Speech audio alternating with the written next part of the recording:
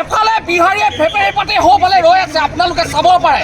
আৰু ইয়াত ছট পূজা, কোনটো ছট পূজা ধৰিব পৰা নাই। এটা ছট পূজা আমি সমৰ্থন কৰোঁ আৰু এনেকৈ ধৰণৰ কালি পৰহি যি বিহাৰ দিৱসৰ পৰা এইটো কি প্লেনিং কৰিছে, ৰাজনৈতিকভাৱে কি প্লেনিং কৰিছে, এই প্লেনিঙৰ মূল দায়িত্ব আছে।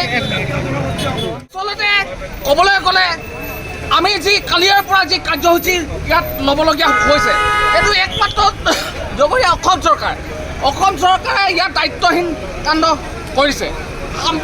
বিহাৰীয়ে এঘণ্টা ৰাস্তা ব্লক কৰি দিলে সিদ্ধান্ত সলনি হয়। DDC মহোদয়ে কালি সিদ্ধান্তটো সলনি কৰি দিছিলে, তাৰপিছত এঘণ্টা ৰাস্তা ব্লক কৰি দিয়াৰ কাৰণে বিহাৰীয়ে ব্লক কৰি দিয়াৰ কাৰণে পুনৰ ছট পূজা পাতিবলৈ দিছে।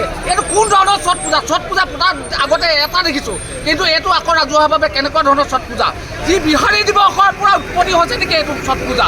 ইয়াৰ একমাত্ৰ জগৰীয়া হ'ল পুলক চেতিয়া, পৌৰপতি পুলক চেতিয়া। তেখেতে এজন জানিব লাগে যে নিজৰ বেংমৰা ৰাজ্যত জন্ম, তেখেতে জানিব লাগে আমাৰ কীৰ্তিচিহ্নৰ ওপৰত ইমান মুখ্যমন্ত্ৰী আঘাত আনিছে।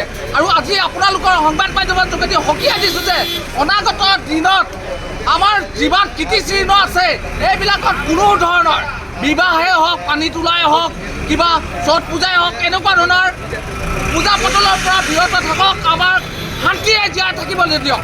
যদি এনেকুৱা ধৰণৰ অশান্ত পৰিৱেশ সৃষ্টি কৰিব বিচাৰিছে, কিন্তু আমাৰ বিহাৰী হওক, যোনেই হওক, অনা অসমীয়াৰ লগত আমাৰ কিন্তু অসমীয়াৰ কাজিয়া চলি থাকিব। ৰক্তাক্ত হোৱাৰ এটা সুবিধা কিন্তু চৰকাৰে আমাৰ প্লেনিং কৰিছে।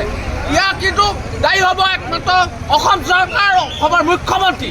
আৰু ইয়াৰ যোগেদি পুনৰ স্পষ্ট কৰি দিছোঁ যে আমি অসমীয়া সদায় জাগি আছোঁ। কালিৰ পৰা আমি অত্যন্ত প্ৰহৰীৰ দৰে এতিয়ালৈকে টোপনি মৰা নাই, এতিয়াও আমি ৰৈ আছোঁ। আৰু সকলোকে অনুৰোধ জনাইছোঁ, অসমবাসী ৰাইজক এই বিষয়ে সকলো ঠাইতে অসমৰ বিভিন্ন জিলাত সকলোৱে সজাগ হওক, পুনৰ এটা আন্দোলনৰ সূচনা হওক। ধন্যবাদ। জয় অসম।